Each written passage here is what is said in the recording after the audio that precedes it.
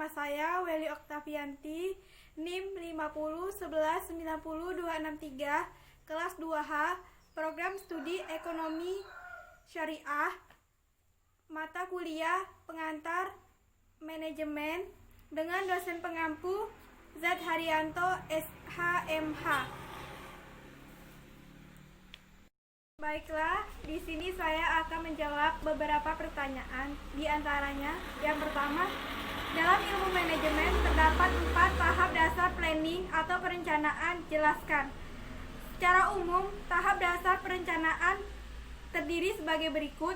Yang pertama, menetapkan target atau tujuan.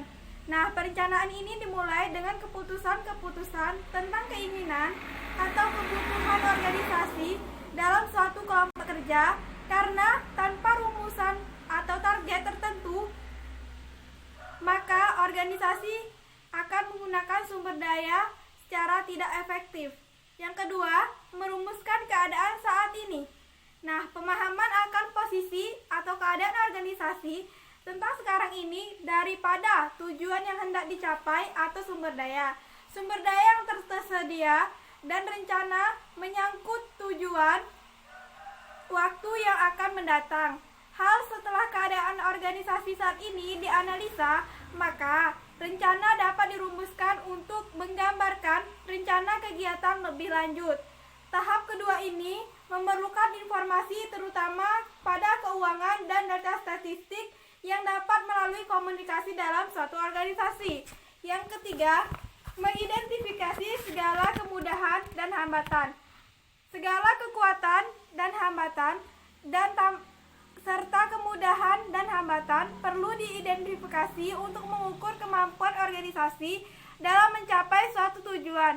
Oleh karena itu, kita perlu mengetahui faktor-faktor lingkungan intern dan ekstern yang dapat membantu organisasi mencapai tujuannya atau yang mungkin menimbulkan suatu masalah.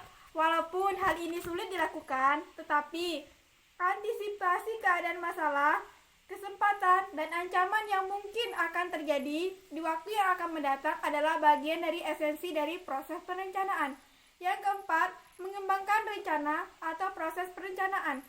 Tahap terakhir dari proses perencanaan meliputi pengembangan berbagai alternatif kegiatan untuk pencapaian tujuan, penilaian alternatif tersebut, dan pemilihan alternatif terbaik atau paling memuaskan di antara berbagai alternatif yang ada. Yang kedua, ada beberapa teori tentang motivasi. Jelaskan. Yang pertama, ada teori Abraham H. Maslow atau teori kebutuhan. Teori motivasi yang dikembangkan oleh Abraham H. Maslow pada intinya berkisar pada pendapatan bahwa manusia mempunyai 5 tingkat atau hierarki kebutuhan, yaitu yang pertama, kebutuhan fisiologika seperti rasa lapar, haus, dan istirahat. Yang kedua, kebutuhan rasa aman atau safety needs, tidak dalam arti fisik semata, akan tetapi juga mental, psikologika, dan intelektual.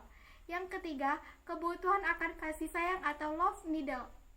Yang keempat, kebutuhan akan harga diri atau extreme needs, yang pada umumnya tercermin dalam berbagai simbol-simbol status. Yang kelima, aktualisasi diri atau self-actualization, dalam arti tersedianya kesempatan bagi seseorang untuk mengembangkan potensi yang terdapat dalam dirinya sehingga berubah menjadi kemampuan nyata. Kedua, ada teori MC Selelan atau teori kebutuhan berprestasi. Menurut MC Selelan, karakteristik orang yang berprestasi tinggi atau high achievers memiliki 3 ciri secara umum, yaitu yang pertama, sebuah profesi untuk mengerjakan tugas-tugas dengan derajat kesulitan moderat. Yang kedua, menyukai situasi-situasi di mana kinerja mereka sendiri dan bukan karena faktor-faktor lain seperti kemujuran. Yang ketiga, menginginkan umpan balik tentang keberhasilan dan kegagalan mereka dibandingkan dengan mereka yang berprestasi rendah. Yang ketiga, ada teori Slayton-Alderfer atau teori ERG yang terdiri dari yang pertama, makin tinggi terpenuhinya suatu kebutuhan tertentu, makin besar pula keinginan untuk memuaskannya. Yang kedua, kuatnya keinginan memuaskan kebutuhan yang lebih tinggi semakin besar apabila kebutuhan yang lebih rendah telah dipuaskan. Yang ketiga, sebaliknya, semakin sulit memuaskan kebutuhan yang tingkatnya lebih tinggi, semakin besar keinginan untuk memuaskan kebutuhan yang lebih mendasar. Yang keempat, ada teori Herzberg atau teori dua faktor. Teori yang dikembangkan dikenal dengan model dua faktor dari motivasi, yaitu teori ini yang dimaksud faktor motivasional adalah hal-hal yang mendorong berprestasinya sifat intrinsik yang berarti bersumber dalam diri seseorang. Sedangkan yang dimaksud dengan faktor hygiene atau pemeliharaan adalah faktor-faktor yang sifatnya ekstrinsik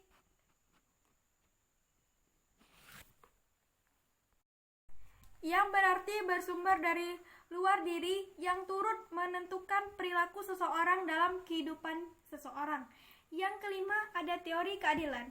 Inti teori ini terletak pada pandangan bahwa manusia terdorong untuk menghilang kesenjangan antara usaha yang dibuat bagi kepentingan organisasi dengan imbalan yang diterima. Artinya, apabila seseorang pegawai mempunyai persepsi bahwa imbalan yang diterima tidak memadai, dua kemungkinan dapat terjadi, yaitu yang pertama, seseorang akan berusaha memperoleh imbalan yang lebih besar. Yang kedua, menguranginya intensitas usaha yang dibuat dalam melaksanakan tugas yang menjadi tanggung jawabnya.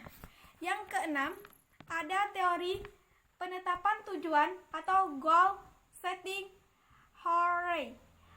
Edwin Locke mengemukakan bahwa dalam penetapan tujuan memiliki 4 mekanisme motivasional, yakni yang pertama, tujuan-tujuan mengarahkan perhatian. Yang kedua, tujuan-tujuan mengatur upaya. Yang ketiga, tujuan-tujuan meningkatkan persistensi. Yang keempat, tujuan-tujuan menunjang strategi-strategi dan perencanaan kegiatan. Yang ketujuh, ada teori Victory H. Fromm atau teori harapan. Menurut teori ini, motivasi merupakan akibat suatu hasil dari yang ingin dicapai oleh seseorang dan memperkirakan yang bersangkutan bahwa tindakannya akan mengarahkan kepada hasil yang diinginkannya itu. Artinya, apabila seseorang sangat menginginkan sesuatu dan jalan tampaknya terbuka untuk memperolehnya, yang bersangkutan akan berupaya untuk mendapatkannya. Yang kedelapan, ada teori penguatan dan modifikasi perilaku. Berbagai teori atau model motivasi yang telah dibahas di muka dapat digolongkan sebagai model kognitif motivasi karena didasarkan pada kebutuhan seseorang berdasarkan persepsi orang yang bersangkutan. Berarti sifatnya sangat subjektif. Yang kesembilan, ada teori kaitannya imbalan dengan prestasi. Menurut model teori ini, motivasi seorang individu sangat dipengaruhi oleh berbagai faktor, baik yang bersifat internal maupun eksternal. Yang ketiga, salah satu sektor yang terpuruk pada masa pandemi COVID-19 adalah ekonomi yang menyebabkan tidak sedikitnya perusahaan yang goyah, bahkan harus gulung tikar atau menutup usahanya. Andaikan saudara seorang pemimpin atau leader atau manajer pada suatu perusahaan yang mengalami krisis, motivasi apa yang bisa saudara berikan dan sampaikan kepada seluruh karyawan atau pegawai yang secara struktur organisasi berada di bawah kendali saudara dalam rangka mempertahankan eksistensi keberadaan perusahaan? Jelaskan dan ilustrasikan motivasi yang dimaksud. Jika saya menjadi salah seorang pemimpin atau manajer, maka langkah-langkah yang dapat dilakukan untuk mempertahankan keberadaan perusahaan adalah sebagai berikut. Yang pertama, memberikan penjelasan pada karyawan mengenai jenjang karir.